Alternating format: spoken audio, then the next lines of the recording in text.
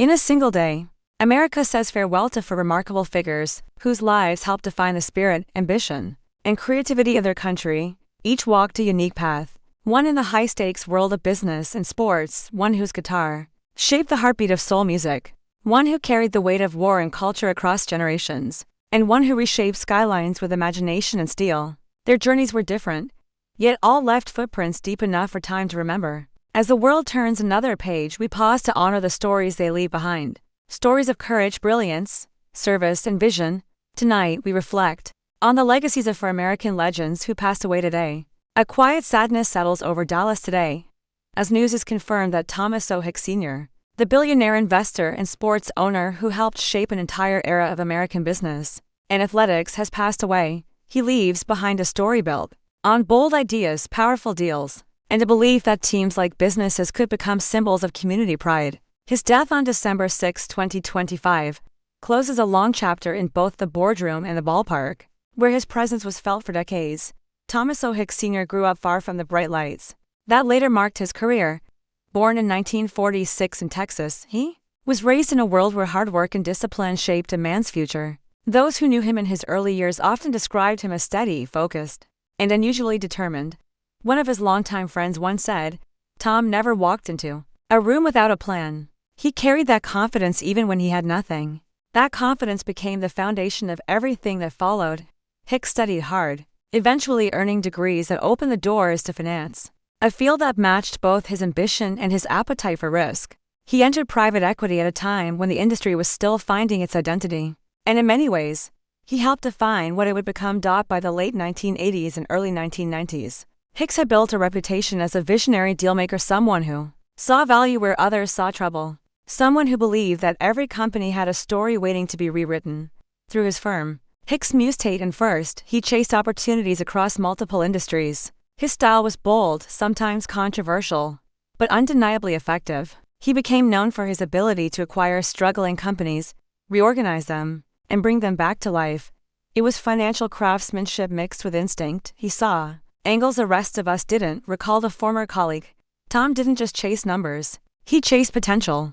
But while his impact in business was enormous, it was his leap into the world of sports that elevated him into national recognition. In 1998, Thomas Hicks purchased the Texas Rangers. It was a moment that shifted not just the team's future, but the city's connection to baseball. Hicks believed that a franchise was more than wins and losses. It was a cultural anchor, a place where families found memories and cities found pride. He invested heavily in the team, aiming to make the Rangers a more competitive and financially stable organization. His commitment extended beyond the field. He worked on strengthening fan experiences, improving facilities, and creating a long-term vision for what the franchise could become. For Dallas-Fort Worth, it felt like a new era. For Hicks, it was a chance to bring business strategy and community passion together. He would later own the Dallas Stars as well, guiding them through moments of triumph and challenge. Under his leadership, the Stars saw major success, including deep playoff runs and increased visibility across the NHL. Hicks brought credibility, investment, and a sense of possibility to the franchise. To many fans, he wasn't just an owner, he was a believer, someone who saw the potential in building championship cultures. Even when the journey was long and uncertain, through these achievements, Hicks became a symbol of the modern sports era. His approach helped change how franchises were valued, managed, and marketed across the country. Even critics acknowledged that he pushed the boundaries of what a sports owner could do. He created a blueprint that many followed, a mix of business strategy, branding, and community investment that reshaped professional athletics.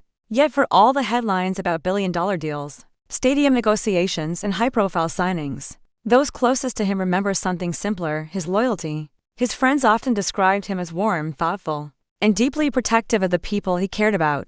He was the kind of man who showed up, said one family friend, quiet, steady, and always ready to help. In his personal life, Hicks was a dedicated husband and father. He cared deeply about his family, and despite the demands of business, he made time for the people who mattered most. He balanced boardrooms with baseball games, negotiations with family dinners, and challenges with moments of calm. There were days when the pressure was high, but he kept his circle close and his priorities steady. He became known for supporting charities and community programs, often quietly, without seeking attention. From education to healthcare, youth sports to local development, his contributions made a difference in places far beyond Dallas.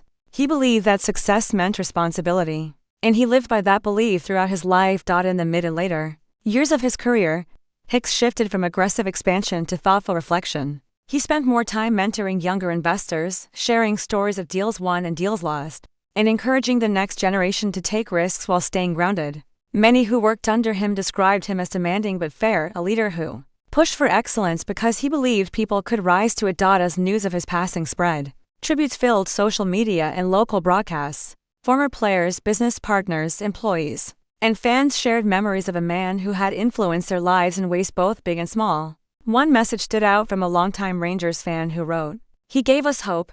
Even when the team struggled, Tom made us believe better days were coming." Another tribute came from a former executive who said, "He changed how we looked at sports ownership. Tom made us see teams not just as businesses, but as living pieces of the community." Short paragraphs continue the flow, giving space to emotion and memory. People across Dallas remember the excitement he brought. When he first purchased the Rangers, they remember how he spoke about building something lasting. They remember the pride he felt when the Stars became a contender. They remember the way he talked about the future, always with optimism. There were challenges, too. Some decisions were controversial, and not every investment delivered the results he hoped for. In his years of ownership, Hicks faced criticism for financial pressures on the teams, tough negotiations, and high-profile trades. But even in those difficult moments, he stood firm in his belief that sports could grow, evolve, and reach new heights with the right leadership. His life was full of wins and losses, risks and rewards, just like the teams he loved. And through it all, he remained a figure who shaped the conversation, pushed the boundaries, and made people think differently about what was possible. In his later years, Hicks focused more on enjoying life's quieter moments. He spent time with family, stepped back from the pressures of day-to-day deal-making, and watched the world of sports continue to evolve. An evolution he helped create.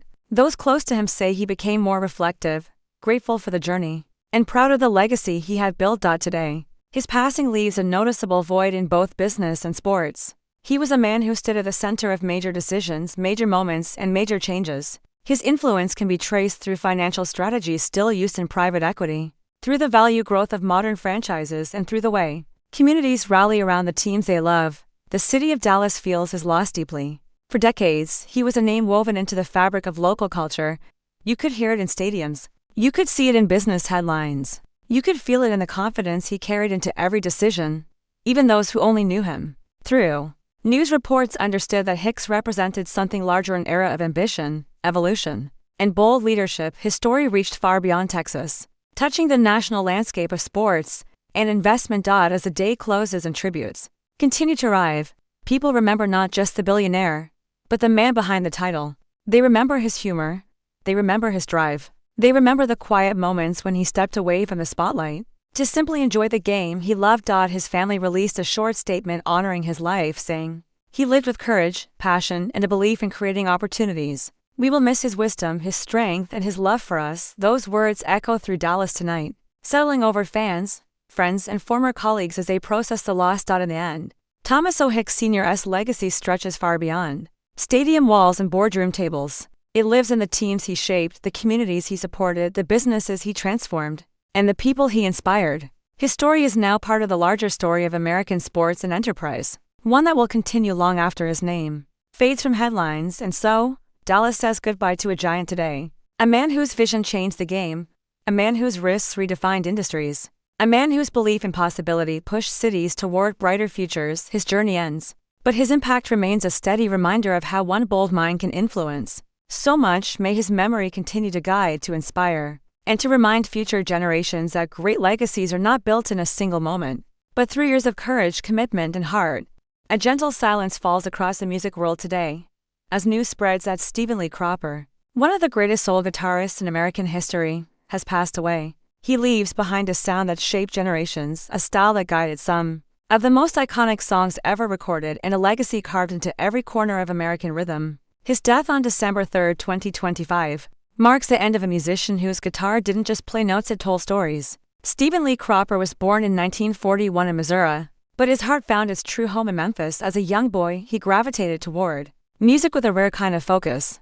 People around him noticed it early. They said he had a quiet way of learning, a patience that allowed him to master the smallest details. Steve didn't talk much back then, one childhood friend once said. He let his guitar do the speaking, even when he was still figuring it out. He discovered rhythm the way some people discover breathing. It felt natural to him. By his teenage years, Cropper was already chasing the sound that would define his life. When he arrived at Stax Records first as a young musician, then as a songwriter, guitarist, and producer, he stepped into a world that was still growing, still shaping itself, still waiting for someone to help it find its voice. And he did. Exactly that. Cropper became the guiding hand behind Booker T and the MGs, the legendary house band that powered some of the biggest soul hits of the 1960s and early 1970s. The group was more than a band. It was the engine behind an entire movement. When they played, they weren't just creating music. They were building the foundation of a culture. His guitar style was clean, sharp, and deeply emotional. Every riff felt intentional, every note had a purpose. He knew when to speak loudly and when to step back and let the melody breathe. Many musicians later said that Cropper taught them the meaning of restraint. How true brilliance is sometimes found in what you don't play. He co-wrote and played on songs that became anthems of American soul. Classics like Sittin' On, The Dock of the Bay, In the Midnight Hour, and Soul Man carry his fingerprints in every measure. Each one showed his ability to mix feel and structure, groove and heart. He had the touch. One Stax producer once said, "Not everyone has that, some learn it." Steve lived it. His work with Otis Redding became one of the most important partnerships in music history. The two men understood each other in a way that felt almost instinctive. They shared a creative bond that could be felt in every track they produced. When Redding passed away in 1967, Cropper carried the weight of that loss for years. But he also honored it, helping complete The Dock of the Bay, a song that went on to define an era. In the middle years of his career, Cropper continued to evolve. He moved through the 1970s and 1980s with a calm confidence, still working, still playing, still building the sound that so many artists relied on. Younger musicians looked up to him, learning not just from his technique but from his patience, humility, and generosity. He was a mentor who never made his experience feel unreachable. He treated everyone with the same kindness, whether they were Grammy winners or young players trying to prove themselves. Then came a moment that introduced him to a new generation, the Blues Brothers. The band created for the film brought Cropper back into the spotlight, showing millions of people the man behind the guitar riffs they had been hearing for decades. He stood there with his calm expression, long hair, dark sunglasses, and unmistakable presence. He looked like someone who had seen the world through the strings of a guitar and carried all of it with quiet pride. The Blues Brothers became more than a film or a band. It became a cultural symbol, and Cropper's role in it made him a favorite not only among seasoned musicians, but also among young fans who were hearing soul and R&B for the first time. It was another bridge he built, this time between generations. As he moved through the later decades of his life, Cropper never stopped playing. He performed on stages around the world, collaborated with artists across genres, and continued producing and writing music, even in his later years. Musicians says he had the same calm focus he always had. He carried the guitar gently, as if it were a living thing, and he played with the same softness and strength that made him famous. Those who were close to him often spoke about his kindness. One fellow guitarist said, "Steve never bragged, even when everyone around him was bragging for him." Another tribute on social media read, "He was our voice when we didn't know how to speak. His guitar said what our hearts felt." These short memories echo the truth many have always known. Stephen Lee Cropper was more than a musician. He was a storyteller. Shorter paragraphs continue the gentle rhythm of his journey. Fans remember the way he stood on stage, calm, steady, almost still letting the music speak. They remember the soft smile he gave when a song came together. They remember how he supported younger artists with quiet advice. They remember how he protected the history of soul music, treating it like a treasure. His career was filled with awards and honors, but those close to him say he cared more about the music than the recognition. He understood the importance of legacy, not as a list of achievements, but as a collection of moments that changed people. Moments where songs brought comfort, moments where riffs sparked joy, moments where a simple chord progression became someone's favorite memory. Through the decades, Cropper's sound helped shape what American soul became. He didn't chase trends. He didn't try to reinvent himself for attention. He stayed true to the roots he helped plant in Memphis. That consistency made him a symbol of authenticity in a world where music constantly shifts and reinvents itself. His passing leaves a quiet emptiness in the world of soul and rhythm. Musicians from around the world have shared their grief, each message carrying deep respect for the man who helped define the golden age of American music. One tribute from a younger artist said, "We grew because he taught us how to listen." Another wrote, "There will never be another Steve Cropper. The soul he gave us can't be replaced." As news continues to spread, fans return to the songs he helped create. They play them softly in cars, in headphones, in living rooms filled with old records. They hear the familiar sharp rhythm, the clean tone, the warmth that sits inside every note. And for a moment, it feels like he is still here, during his final years. Cropper lived a quieter life, surrounded by family, music, and memories of a career that reached millions. His loved ones often said that he remained humble until the end. In a short statement, his family wrote, "He gave his heart to the world through music. We will forever carry his love, his kindness, and his song." Those words settle gently over fans today, reminding them that behind the legend was a man who moved through life with grace, a man who never needed attention to prove his worth, a man who believed that music could change lives and proved it again and again. As this chapter closes, the world remembers Stephen Lee Cropper not just for the guitar he mastered, but for the spirit he carried every time he touched its strings. His melodies became part of American history. His riffs became part of childhood memories. His songs became part of weddings, gatherings, heartbreaks, and celebrations across decades. His legacy is woven into the fabric of soul music. It lives in every musician who studied his tone, every band that learned his style, every fan who found comfort in the songs he helped create. His influence is quiet but powerful, just like the man himself, and so today, the music world bows its head in respect. A true legend has left the stage, but his sound remains, echoing through time with the same strength and grace it always had. Stephen Lee Cropper's guitar may rest now, but the soul he gave to the world will continue to play in the hearts of millions. May his memory be honored, may his music be remembered, and may the rhythm he created continue to guide generations, long after the final note fades.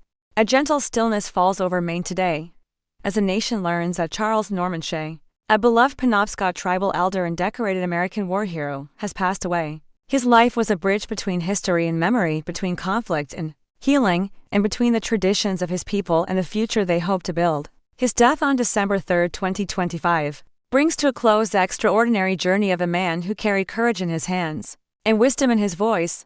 Charles Norman Shea was born in 1924, on Indian Island in Maine, a small but culturally rich community, where stories, traditions, and history were passed down with care. From the beginning, he was surrounded by the teachings of his ancestors, the rhythm of the river, and the deep pride of the Penobscot nation.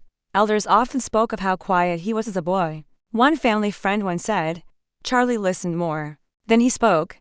Even then, you could tell he was learning from everything around him. That patience and clarity would define the rest of his life. When World War II began, Shea was still young, barely starting his adult life.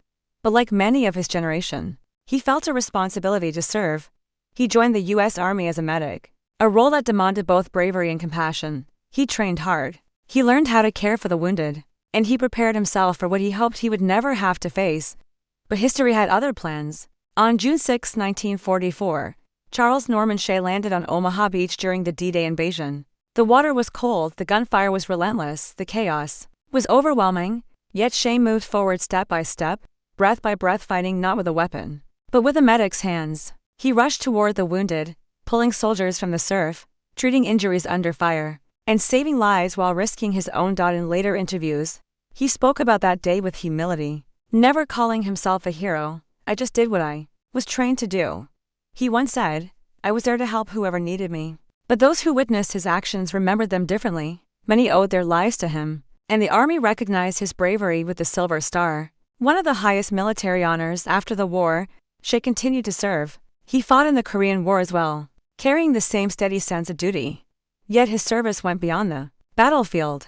He became someone who protected stories, both the stories of Native American soldiers who fought for a country that had not always honored them, and the stories of his own people, whose traditions he believed must never be forgotten. Shorter paragraphs follow the gentle rhythm of his life. He advocated for Native veterans who had been overlooked. He worked to honor the role Indigenous soldiers played in American history. He carried his culture with pride, sharing Penobscot traditions wherever he traveled. He became a voice for remembrance, healing, and recognition. His work took him far. From Maine, he spent many years in Europe, teaching younger generations about the sacrifices of D-Day soldiers and speaking in schools, memorials, and ceremonies. He became a familiar face in Normandy, where he returned again and again, not to relive the past, but to honor those who never made it home. In 2007, he stood on the shores of Omaha Beach and felt the weight of memory pressing around him. With the support of others, he helped create the Charles Shea Indian Memorial, a site dedicated to Native American soldiers who fought on D-Day. Standing there, looking at the quiet waves, he said, "This place remembers those who gave everything. Their courage must never fade." People across the world admired him for the way he blended strength with humility. He carried the trauma of war, yet he also carried hope. He knew how dangerous humanity could be, but he also believed deeply in its goodness. His calm voice, steady presence, and thoughtful stories made him a powerful teacher for anyone willing to listen. In the later years of his life, Shay returned permanently to Indian Island. He embraced the role of tribal elder, reminding younger generations to honor their language, their land, and their ancestors. He spoke about respectful living, about caring for one another, and about finding strength in community. Too many on the island, he was not just a veteran, he was a guardian of culture. One young tribal member wrote online, "He carried our history with him. Every time he spoke, you felt the weight of years' pain and pride mixed together." Another tribute, "Read, he made us believe that our stories mattered. He made us feel seen." His life became an example of resilience, a reminder of sacrifice, a symbol of the quiet strength that lives inside those who survive the unimaginable, and a voice that spoke for those who no longer could. Even in old age, his dedication never faded. He attended ceremonies. He traveled when he could. He stood at memorials long after the cold wind made others return indoors. He believed remembrance was a responsibility. He believed telling the truth about the cost of war could prevent future suffering. His presence carried weight not because he demanded respect, but because he earned it through every chapter of his life. His passing leaves many communities in mourning. Veterans remember him as a brother in arms. The Penobscot Nation remembers him as an elder who gave his life to protect their traditions. Families across Maine remember him as a gentle, wise figure who always greeted people with kindness, and those who met him only once remember the feeling of being in the presence of someone truly, quietly extraordinary. In a statement, his family wrote, "He lived with purpose. He served with honor, and he loved his people with all his heart." The message feels simple, yet it holds the fullness of his journey. Today, flags fly lower. The river near Indian Island moves with a deeper calm, and the memorials of Normandy hold an even stronger silence. The world pauses not just to mourn but to remember. Because Charles Norman Shay did not live for glory, he lived for service. He served his country. He served his community. He served history itself, ensuring that the truth endured. His legacy moves through time like a steady pulse. It beats in the stories he preserved. It echoes in the memorials he helped build. It lives in every soldier he honored, every child he inspired, and every moment he spent protecting the past for the future. And so, as this chapter closes, the nation offers its final salute. A hero from the greatest generation has completed his long journey home. A tribal elder has returned to his ancestors. A storyteller has passed the final torch to those who come next. But the memory of Charles Norman Shay does not end here. His courage will continue to guide those who stand for truth. His wisdom will continue to teach those who listen. And his spirit will remain on the shores of Normandy, in the heart of Maine, and in the history of a country he served without hesitation. May he be remembered with honor. May his name be spoken with gratitude, and may the strength he carried through nearly a century continue to shine long after the final story is told. A hush falls over the world of design today, as news confirms that Frank Gehry, the visionary architect whose bold creations reshaped skylines and imaginations alike, has died. His death on December 5, 2025 ends a long, brilliant journey. But his buildings remain. His ideas live on. Frank Gehry was born in 1929 in Toronto, Canada. Yet his heart was always drawn to places where art met life. From an early age, he sketched shapes, curves, and lines that felt different. While other children drew typical houses, Gehry's pencil trace movement. Those earliest drawings hinted at what he would become, an architect who refused to settle for straight lines and right angles. He moved to Los Angeles for school. There his surroundings shaped him: the wide skies, the sun-drenched streets, the spirit of innovation. They all seeped into his imagination. He studied architecture, learned the rules, and then quietly began to question them. In the early years, Gehry built modest houses. They were functional, good enough, but inside him, he carried a restless creative spark. He often spoke about that time later in interviews. "I wanted buildings to feel alive," he said. "Not like boxes, but like something that breathes." That simple dream would change architecture forever. His big break came with a building few expected to become a symbol: the Guggenheim Museum Bilbao in Spain. When the structure opened in the late 1990s, people gasped. Metal curves glinted, forms twisted. What felt impossible became real. The museum did more than house art, it became art itself. In its swirling titanium, it seemed to rise like a living creature from the banks of the Nervian River. Many say Bilbao transformed that city. Its streets filled with new life, visitors from across the globe came to see it. Some critics called it chaotic, others called it breathtaking, but none could ignore it. In that building, Gary redefined what a museum, what any building, could be. He followed that success with more bold designs. The Walt Disney Concert Hall in Los Angeles stood as a shining example. With its sweeping stainless steel curves and glowing interior, it invited people to experience music in a space that felt alive. Gary didn't just build theaters, he built emotional stages, spaces where sound, light, and architecture blended. Over decades, Gary's work crossed continents. From Europe to North America, his buildings stood as quiet challenges, reminders that architecture need not be predictable. They asked people to feel, to wonder, to explore. But Gary was more than the sum of his designs. Those who knew him speak of a man with warmth, eccentric humor, and a fierce belief in possibility. One longtime collaborator recalled, Frank would smile when others hesitated. He trusted curves when others drew straight lines. He mentored younger architects. He urged them to take risks, to challenge what they thought they knew. He showed them that creativity often lies beyond the borders of convention. Short paragraphs marked the rhythm of his journey. He believed buildings could tell stories. He thought architecture could shape culture. He trusted that curves could carry emotion. He insisted that design could change minds. Over time, critics shifted. What seemed strange became iconic. What seemed unpractical became indispensable. Gary taught the world to pause, to look up, to see possibilities beyond the expected. His buildings became milestones, signposts of imagination. His work won awards and acclaim. But for him, the real reward was people's reactions, the gasps, the quiet awe, the silent understanding that architecture could move them. He once said in an interview, "If I made you stop and look, I succeeded." Even as he grew older, Gary remained active. He drew. He planned. He thought.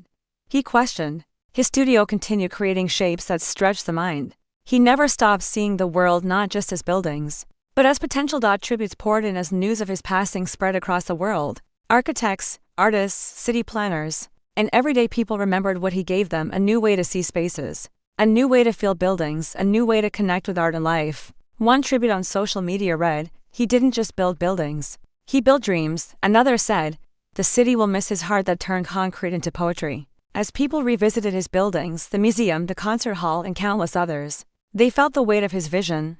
They felt the emotions he shaped into steel and stone. They walked halls that sang with possibility. They stood in spaces that challenged expectations. His passing leaves an empty space in the world of design. But the emptiness is also filled with memory, with awe, with inspiration. His ideas live in every curved roof, every unusual angle, every building that dares to dream. And so, as the final chapter of today's remembrance closes, the stories of these four legends stand together: a businessman, a musician, a warrior, and an architect, each leaving behind a legacy woven into the story of America. Frank Gehry's buildings remain. His vision echoes in cities, in skylines, in hearts that still believe a building can be more than bricks. His legacy stands, bending reality, shaping dreams, and reminding us that architecture can truly breathe.